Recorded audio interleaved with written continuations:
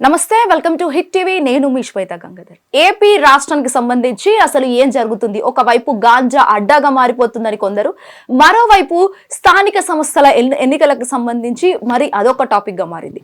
So దీనికి సంబంధించి ఇంకా అనేక విషయాలు అయితే మాట్లాడదాం. ప్రస్తుతం మనతో పాటు ఉన్నారు ప్రముఖ YSRCP state spokes person Madhusudan Reddy గారు ఉన్నారు. ఒక్కసారి వారి మాటలో అడిగి తెలుసుకుందాం. సార్ నమస్తే అండి. నమస్తే సార్, బాగున్నారా? బాగున్నాను. ఎట్లా ఉంది సార్ ఏపీలో రాజకీయం కావచ్చు? సో ముఖ్యంగా ఏపీ రాజకీయానికి సంబంధించి గాంజా అడ్డాగా మారిపోయింది అని చెప్పేసి కొన్ని వార్తలు వస్తా ఉన్నాయి. మరి ముఖ్యంగా పోలీసులే సప్లై చేస్తున్నారు అని చెప్పేసి కూడా అంటా ఉన్నారు. సో దీనికి ఏం చెప్తారు? ఈరోజు చంద్రబాబు నాయుడు గారి పాలనలో ఈ ఆంధ్రప్రదేశ్ అనేటువంటిది గాంజాంధ్రప్రదేశ్గా మారిపోయింది. 3 డ్రగ్స్ ప్యాకెట్స్ 6 గాంజా ప్యాకెట్స్ మాత్రం ఉంది. ఎందుకంటే డ్రగ్స్ తినడం అనేటువంటిది టీడీపీ నాయకులకి భయంకరమైనటువంటి వ్యసనంగా మారిపోయింది. టీడీపీ నాయకులు వాళ్ళ ఎంపీనే పుట్టా మహేష్ కుమార్ అనేటువంటి ఒక ఏలూరు ఎంపీ డ్రగ్స్ తీసుకొని డ్రగ్స్ పార్టీలో హైదరాబాద్లో పట్టుబడినటువంటి సిచ్యుయేషన్స్ మనం అందరం కూడా ఆంధ్ర రాష్ట్ర ప్రజలందరూ కూడా చూశారు. అదేవిధంగా బీజేపీకి సంబంధించినటువంటి ఒక ఎమ్మెల్యే ఆదినారాయణ రెడ్డి గారి కుమారుడు కూడా ఇదే విధంగా హైదరాబాద్లో డ్రగ్స్ తీసుకుంటూ పట్టుబడినటువంటి పరిస్థితి అందరికీ తెలిసిన విషయమే. అంటే డ్రగ్స్కి ఏ విధంగా వాళ్ళ యొక్క నాయకులు అలవాటు పడిపోయారో, అడిక్ట్ అయిపోయారు అనేటువంటిది ఆంధ్ర రాష్ట్ర ప్రజలందరూ కూడా గమనించాలి. ఇంకోటి ఏంటంటే పుట్టా మహేష్ కుమార్ యాదవ్ అనేటువంటి వ్యక్తి రీసెంట్గా ఒక 2 నెలల ముందర కలెక్టర్ అండ్ ఎస్పీ కాన్ఫరెన్స్లో మాట్లాడతా ఆయన చెప్పేది, ఎస్పీ గారిని ఆయన రిక్వెస్ట్ చేసేటువంటి విషయం, ఆర్డర్ చేసేటువంటి విషయం ఏంటంటే, సార్ డ్రంక్ అండ్ డ్రైవ్ కేసుల్లో కొంచెం ఎగ్జామ్షన్ ఇవ్వండి సార్ అంటున్నాడు. అంటే ఎంత నీచమో చూడండి, ఎంత నీచానికి దిగజారిపోయాడు. ఒక ఎంపీ స్థానంలో ఉండి డ్రంక్ అండ్ డ్రైవ్ కేసుల్లో ఎగ్జామ్షన్ ఇవ్వమంటున్నాడంటే ఆ పార్టీ ఎంత అనైతికత అనేటువంటిది చంద్రబాబు నాయుడు గమనించాలి. అంటే వాళ్ళు తాగేసి రోడ్ల మీదకి వస్తున్నారంట, అది కేసులు పెట్టేటువంటి పోలీసుల్ని ఈయన మందలిస్తున్నాడు. స్వీట్ వార్నింగ్స్, మీరు కేసులు పెట్టబాకండి, మా వాళ్ళు తాగేసి వస్తారు. ఇప్పుడు తాగి డ్రైవ్ చేస్తే ఖచ్చితంగా యాక్సిడెంట్లు జరుగుతాయి కదా. దానికి రాజమండ్రిలో జరిగినటువంటి డాక్టర్ ప్రియాంక హత్య కూడా హత్య అని చెప్పాలి. దాన్ని హత్య కూడా దానికి యాక్సిడెంటే కదా. తాగి డ్రైవ్ చేసి ఇద్దరు వ్యక్తులు పదే కుదరడం వల్ల ఒక చిన్న బిడ్డ, డాక్టర్ చదివేటువంటి బిడ్డ ప్రియాంక అక్కడికక్కడే కుప్పకూలిపోయింది. ఎంత ట్రై చేసినా సరే ఆమె కోలుకోలేని పరిస్థితి. అదేవిధంగా వాళ్ళ ఎంపీ కొడుకు సంజూష్ అనేటువంటి వ్యక్తి హైదరాబాద్లో కారుతో గుద్దేస్తే, ఒక పెద్ద కారు, ఒక 6 కోట్ల విలువ చేసేటువంటి కారుతో గుద్ది అక్కడికక్కడే భారతీ ముఖ్య అనేటువంటి ఒక అమ్మాయి కుప్పకొలిపింది. కానీ అక్కడ మాత్రం పోలీసులు ఆయనకి క్లీన్ చిట్ పంపించేశారు. ఆయనకి డ్రగ్స్ లేవు, ఆయన ఏమి ఆల్కహాల్ తీసుకోలేదు అని చెప్పిన అప్పటికప్పుడే ఫోరెన్సిక్ హైదరాబాద్ పోలీసులు మరి ఫోరెన్సిక్ పోలీసులు అయిపోయినారు. అవన్నీ ఇచ్చి ఆయన్ని క్లీన్ చిట్ ఇచ్చి పంపించేశారు, స్టేషన్ వెళ్ళించి పంపించేశారు. ఈ విధంగా వాళ్ళ నాయకులు, వాళ్ళ కార్యకర్తలు నాయకుల పిల్లలు డ్రగ్స్కి, ఈ మాదక ద్రవ్యాలకి అలవాటు పడిపోయి రాష్ట్రాన్ని ప్రతి ఒక్కరు కూడా ఇదే విధమైనటువంటి పరిస్థితికి రావాలని చెప్పి ఈరోజు గాంజాంధ్రప్రదేశ్గా చిత్రీకరించినటువంటి చంద్రబాబు నాయుడు ఎంత నీచుడో ఒకసారి మనం అందరూ ఆలోచించాలి. సాక్షాత్తు చంద్రబాబు నాయుడు గారు ప్రాతినిధ్యం వహిస్తున్నటువంటి కుప్పం నియోజకవర్గంలో ఏదైతే చంద్రబాబు నాయుడు ఎమ్మెల్యేగా ఉన్నారో, కుప్పం నియోజకవర్గంలో ప్రజా సమస్యల వేదికలో కలెక్టర్ దగ్గరికి వాళ్ళ నియోజకవర్గంలో ఉన్నటువంటి మైనారిటీ నాయకులు ఎవరైతే ఉన్నారో, ముస్లిం నేతలు అత్తర్ బాయి, ఫిరోజ్ బాయి, అన్వర్ బాయి, జిరాని, దూదేకులు బాషా, బాబుబాయ్, రఫీ అనేటువంటి ఈ నాయకులు కలెక్టర్ దగ్గర పోయి అర్జీలు ఇచ్చారు. కలెక్టర్ గారు, కుప్పం నియోజకవర్గంలో ఎంత నీచంగా ఉందంటే, అడుగడుగునా ప్రతి వార్డులో, ప్రతి ఇంట్లో, ప్రతి కాలేజీలో, ప్రతి ఒక్క ప్లేసుల్లో కూడా, పబ్లిక్ ప్లేసుల్లో గాంజా దొరుకుతుంది. ఆ గాంజా వల్ల ఈ నియోజకవర్గం అంతా నాశనం అయిపోయింది. ఇక్కడి నుంచి పక్కన ఉన్నటువంటి రాష్ట్రమైనటువంటి తమిళనాడుకి ఎక్స్పోర్ట్ అవుతుంది, ఈ పక్కన ఉన్నటువంటి కర్ణాటకకి ఎక్స్పోర్ట్ అవుతుంది. ఈ నియోజకవర్గం వల్ల అటు 2 రాష్ట్రాలు కూడా చెడిపోతున్నాయి, మన నియోజకవర్గంలో ఉన్నటువంటి యువత అంతా కూడా నాశనం అయిపోతున్నారు, దీన్ని కంట్రోల్ చేయండి అని చెప్పి కలెక్టర్కి ప్రజా సమస్యల వేదికలో ఒక అర్జీ ఇవ్వడం అనేటువంటిది ఎంత దౌర్భాగ్యం చూడండి. అంటే చంద్రబాబు నాయుడు గారు సాక్షాత్తు ప్రాతినిధ్యం ఇస్తున్నటువంటి చంద్రబాబు నాయుడు కనబడలేదా? వాళ్ళ ఇంట్లో మాత్రం భువనేశ్వర్ గారు చెప్తారు, మా 2 పార్టీలు ఒకటేమో కుప్పం పార్టీ, ఇంకొక పార్టీ ఏమో ఆయన కుడుకు ప్రాతినిధ్యం వహిస్తున్నటువంటి ఆ నియోజకవర్గానికి సంబంధించినటువంటి పార్టీ. నేను కుప్పాన్ని చాలా సుభిక్షంగా చూసుకుంటాను, కుప్పం నియోజకవర్గ ప్రజలకి నేను అండగా నిలబడతాను, నేను మీ పార్టీ అని చెప్పి అక్కడ పోయి ఎంత నీచమైన అబద్ధాలు చెప్తుందంటే ఆమె అంత నీచంగా అబద్ధాలు చెప్తుంది. ఎందుకంటే ఒక ముఖ్యమంత్రి కూతురుగా, ఒక ముఖ్యమంత్రి భార్యగా ఆమె నిజంగా ఏదన్నా ప్రజా సమస్యల గురించి పోరాటం చేస్తే మేము రాజకీయ నాయకురాలుగా తీసుకునేటువంటి పరిస్థితి లేదు. కానీ ఇక్కడ భువనేశ్వరి అనేటువంటి ఆమె ఒక రాజకీయ నాయకురాలుగా ముద్ర వేసుకుంటూ తెలుగుదేశం పార్టీని కుమ్ముగాస్తూ సాక్షాత్తు వైఎస్ రాజశేఖర రెడ్డి గారి పథకాలను కూడా తప్పుదో పట్టిస్తూ మాట్లాడడం అనేటువంటిది రాజకీయ కోణంలో ఆమెను కూడా చూడాల్సిన అవసరం ఉంది వైఎస్ఆర్ కాంగ్రెస్ పార్టీ నాయకులుగా మాకు. ఎందుకంటే ఆమెను కూడా విమర్శించాల్సిన పరిస్థితి వచ్చేసింది. కాబట్టి ఆమెకి కూడా కనిపించట్లేదా? రోజు అడుగు తిరుగుతుంటుంది, నెలకు ఒకసారి మీటింగ్లు పెడుతుంటుంది, నేను అందరితో ప్రజలతో మమేకం అవుతా ఉంటుంది అంటుంది. రోడ్లో వాడన వీధిలో అణువున గాంజా దొరుకుతా ఉంటే కనీసం కుప్పం నియోజకవర్గంలో కూడా మీరు అన్నట్టుగానే చంద్రబాబు విషయం పక్కన పెట్టిద్దాం. మరి అటవీ శాఖ మంత్రి డిప్యూటీ సీఎం పవన్ కళ్యాణ్ ఏం చేస్తుండు? ప్రతిదీ కూడా నేను అడవి కాపాడుకుంటాను, చెట్టు కొమ్మల్ని కాపాడుతాను అని చెప్పేసిన ఆయన కూడా ఈ రోజు ఇలా స్పందించకపోవడం అనేది చాలా బాధాకరం అని చెప్పొచ్చు కదా. పవన్ కళ్యాణ్ గారి యొక్క ఆశయాలన్నీ కూడా నిర్వీర్యం అయిపోయాయి. ఒకప్పుడు పవన్ కళ్యాణ్ పార్టీ పెట్టప్పుడు మేము కూడా కొంచెం ఆలోచించాం. నేను సుగువీర ఆశయ శోధన కోసం పార్టీలు పెడుతున్నాను, ప్రశ్నించడానికే పార్టీలు పెడుతున్నాను, ఇది ప్రశ్నించే గొంతుక.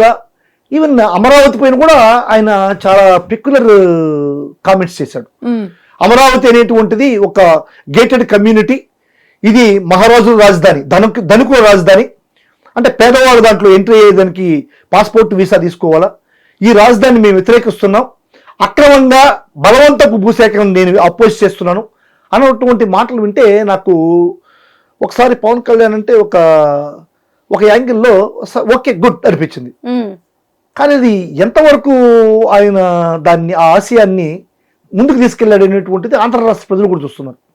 తన అధికారం చేజిక్కించుకోవడానికి, తన అధికారం రావడానికి నానా యాగి చేస్తూ నానా సంకలెక్కి అధికారం చేపట్టిన తర్వాత అతని ఆశయాన్ని అంతా కూడా నిర్వీర్యం చేసి చంపుకొని ఈ రోజు చంద్రబాబు నాయుడు గారి యొక్క పాదాల దగ్గర సుస్థిర స్థానాన్ని ఏర్పరచుకొని నాకు ఈ డిప్యూటీ సీఎం చాలు, మీ జన సైకిళ్ళు ఎక్కడైనా పోండి, వేరే మహిళలు ఎక్కడైనా పోండి, మీరు నేను ఏ జెండా పెడితే ఆ జెండా మోయండి, మీ భుజాల పైన మోయండి, నా భుజాల పైన నేను మోయలేను, కాబట్టి నేను మాత్రం రాజ్యపాలన చేస్తాను. చంద్రబాబుకి చెంచాగిరి చేస్తున్నాడు. చెంచాగిరి కన్నా ఇంకా ఎక్కువ పాద ఏదైనా ఉంటే చెప్పండి.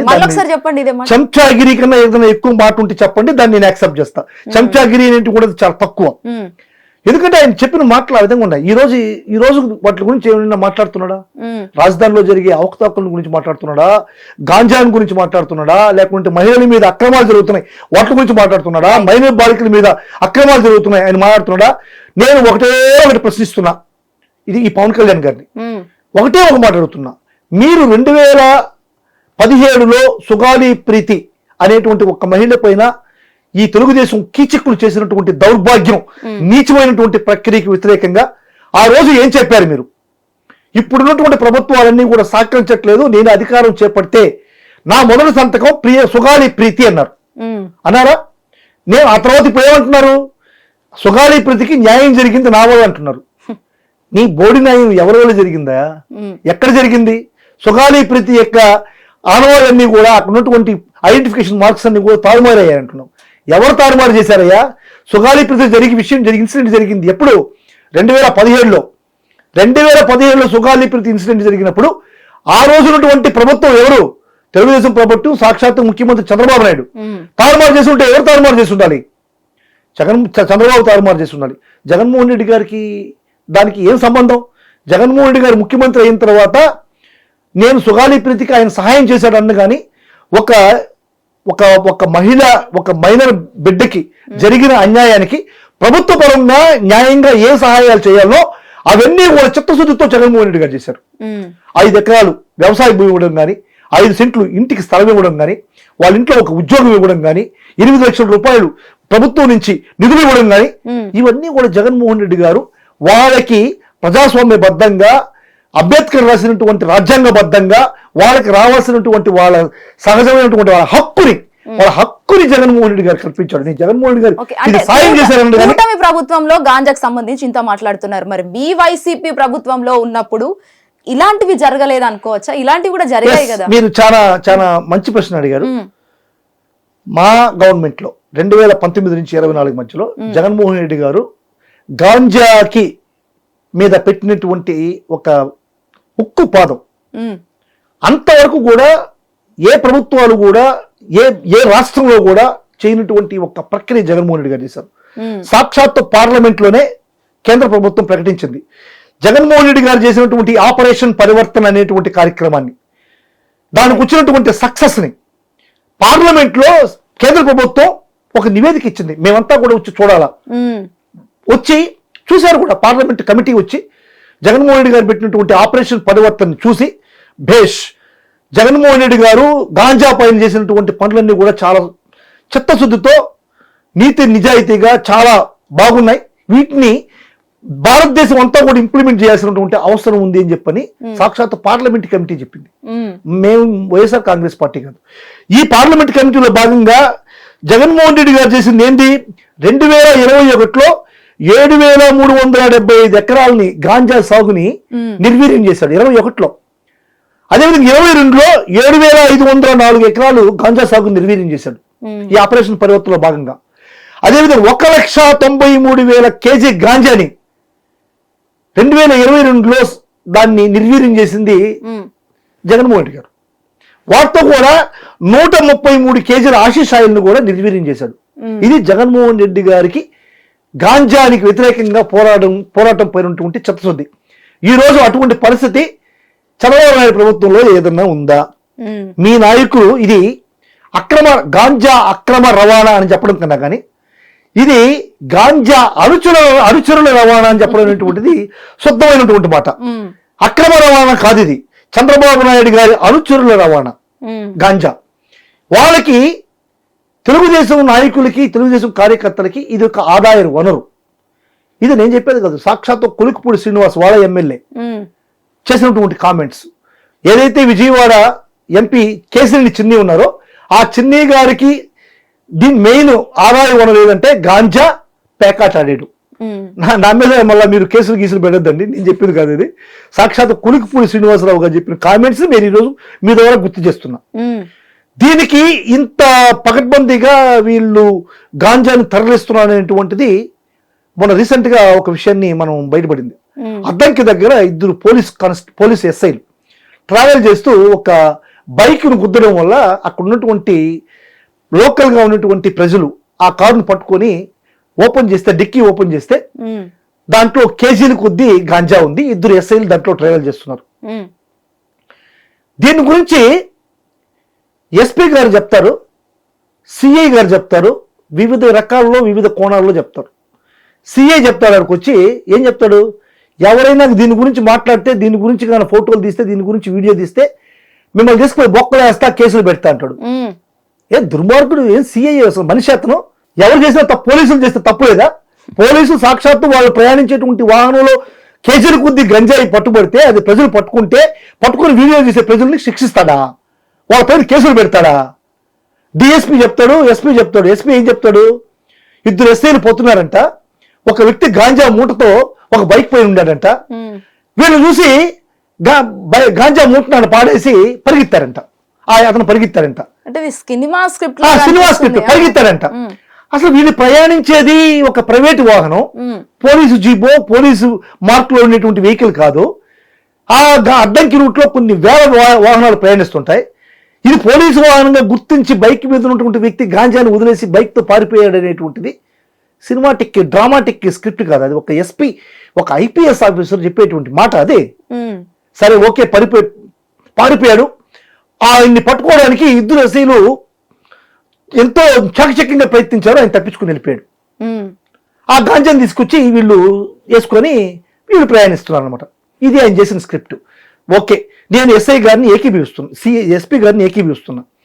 మీ ఎస్ఐలు ఎవరైతే ఉన్నారో 2 వాళ్ళు గాంజా కోసం ఒక వ్యక్తిని పకడ్బందీగా పట్టుకోవడానికి ప్రయత్నించి ఒక పకడ్బందీగా ముందుకు పోయినటువంటి వాళ్ళని ఎందుకు మీరు విఆర్లో పెట్టారు? వాళ్ళకి అవార్డులు ఇవ్వాలి కదా, వాళ్ళకి రివార్డులు ఇవ్వాలి కదా. వాళ్ళకి అవార్డులు రివార్డులు ఇవ్వకుండా ఎందుకు వాళ్ళని విఆర్లో పెట్టారు? అంటే విఆర్లో పెట్టారని చెప్పని అంటే గాంజా పట్టుకుంటే పోలీస్ ఆఫీసర్ని, గాంజా పట్టుకున్న పోలీస్ అధికారులను విఆర్లో పెడతారా? ఇది ఎక్కడ చట్టం? ఇది ఎస్పీని అడుగుతున్నా నేను. నువ్వు ఎందుకయ్యా విఆర్లో పెట్టావు వాళ్ళని? వాళ్ళు పట్టుకున్నారు కదా, ప్రాణాలకు తెగించి ఒక వ్యక్తి బైక్ లో పరిగిస్తూ ఉంటే ఎంతో చాకచక్యంగా పోరాడి ఆ వ్యక్తిని పట్టుకోలేక గాంజాని ఎత్తుకొచ్చి డిక్కీలు వేసుకున్నారు కదా. మరి ఇప్పుడు అంత దేశానికి సేవ చేస్తుంటే మీ ఎస్ఐలు నువ్వు విఆర్లోకి ఎందుకు పంపిస్తావు? రివార్డ్ లేకుండా, అవార్డు లేకుండా, వాళ్ళకి ప్రమోషన్ లేకుండా, వాళ్ళు ఎస్పీ చేయలేకపోయావు ఆ ఎస్ఐని, ఎందుకు విఆర్లో పెట్టావు? ఇది ఎస్పీ. అదే ఎస్ఐలు ఏం చెప్తారు తెలుసా? ఒక ఎస్ఐ కొడుక్కి కడుపు నొప్పి వచ్చిందంట. ఆ ఎస్ఐ కడుపు ఆ కొడుకుని చూడడానికి ఇంకొక ఎస్ఐని ఆయన్ని అడిగాడంట పొదవరమ్మని. ఆ కడుపు నొప్పి వచ్చినటువంటి ఒక కొడుకుని చూడడానికి వీళ్ళిద్దరు ఎస్ఐలు బయలుదేరారు. అంటే కడుపు నొప్పికి మాత్రలు గాంజాతో తయారు చేస్తారో నాకు తెలియదు. అంటే గాంజా వేస్తే కడుపు నొప్పి పోతుంది అంటే పాపం ప్రపంచ ప్రజలకి అందరూ కూడా ఒక సందేశాన్ని పంపిస్తే గాంజాతో కడుపు నొప్పి మాయం అనేటువంటి ఒక సందేశాన్ని పంపిస్తే పాపం కడుపు నొప్పి ఉన్నటువంటి ప్రతి ఒక్కరు కూడా గాంజా దీన్ని కడుపు నొప్పిని తగ్గించుకుంటారు. అంటే ఇది ఏంటంటే కోర్టులో న్యాయమూర్తిని కొడుకు కడుపు నొప్పి పేరుతో సెంటిమెంట్తో దెబ్బ కొట్టడానికి న్యాయమూర్తిని అట్రాక్ట్ చేసి అతన్ని ఒక సాఫ్ట్ కార్నర్ క్రియేట్ చేసేయడానికి, న్యాయ వ్యవస్థని కంట్రోల్ చేయడానికి, తప్పుదోవ పట్టేయడానికి ఒక ఇద్దరు ఎస్ఐలు ఆడుతున్నటువంటి డ్రామా ఇది. ఎస్ఐ ఏమో ఒక పక్క ఒక విధంగా మాట్లాడతాడు, సిఐ ఏమో ఆడకొచ్చి ఎవరైనా సరే మా వాళ్ళు గాంజా ఎత్తుకొని పోతా ఉంటే మీరు ఏమైనా వీడియోలు తీసినా లేకుంటే దాన్ని అడ్డగించినా మేము నిన్ను పై కేసులు పెడతాం, లాకప్లో వేస్తామని చెప్పి సిఐ బెదిరిస్తాడు. డిఎస్పీ ఏమో వాళ్ళకి సపోర్ట్ చేస్తాడు, ఎస్పీ ఏమో ఒక విధంగా స్టేట్మెంట్ ఇస్తాడు. అంటే ఒక పోలీసు వ్యవస్థ అనేటువంటిది ఏ విధంగా ఈ గాంజా వ్యాపారానికి అలవాటు పడిపోయిందో చూడాలి. అంటే అందరు పోలీసుల గురించి నేను చెప్పదలుచుకోలేదు, కానీ ఆ కొద్దిమంది పోలీసులు ఎవరైతే రెడ్ బుక్ రాజ్యాంగానికి అలవాటు పడి మాదక ద్రవ్యాలను తరలిస్తున్నటువంటి ఈ కొద్దిమంది పోలీసులు, ఈ తెలుగుదేశం చొక్కాలని పసుపు కండాలు వేసుకున్నటువంటి పోలీసులు మాత్రం నేను మీ ద్వారా ప్రశ్నిస్తున్నా. ఈ దుర్మార్గపు పాలనని అడ్డుకోకపోతే వైఎస్ఆర్ కాంగ్రెస్ పార్టీ వచ్చిన తర్వాత జగన్మోహన్ రెడ్డి గారి చేతిలో మీరు ప్రజల దృష్టిలో దుర్మార్గులుగా చిత్రీకరించేటువంటి పరిస్థితి జరుగుతుంది. న్యాయంగా చట్టాలకు లోబడి మిమ్మల్ని శిక్షించేటువంటి పరిస్థితి జగన్మోహన్ రెడ్డి గారు చేస్తారు.